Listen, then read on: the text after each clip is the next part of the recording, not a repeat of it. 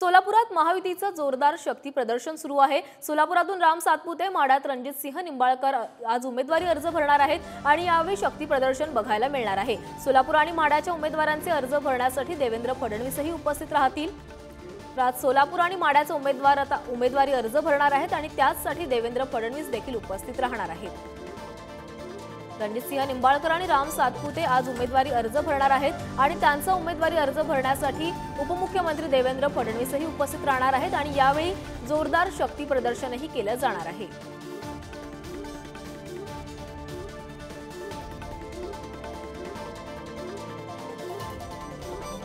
तर रणजितसिंह निंबाळकर आणि राम सातपुतेंनी प्रतिक्रिया दिली आहे, तीही पाहूया।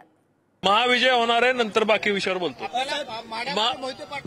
नंतर बोलतो महाविजय होणार आहे, नंतर बाकी विषयावर बोलतो। नंतर बोलतो। मला विश्वास आहे की सोलापूरकरांचा आशीर्वाद आम्हाला भेटेल, सिद्धरामेश्वराचा आशीर्वाद भेटेल। सोलापूरचा विकास झाला पाहिजे, सोलापूरच्या युवकाला सोलापूरमध्ये हाताला काम भेटलं पाहिजे।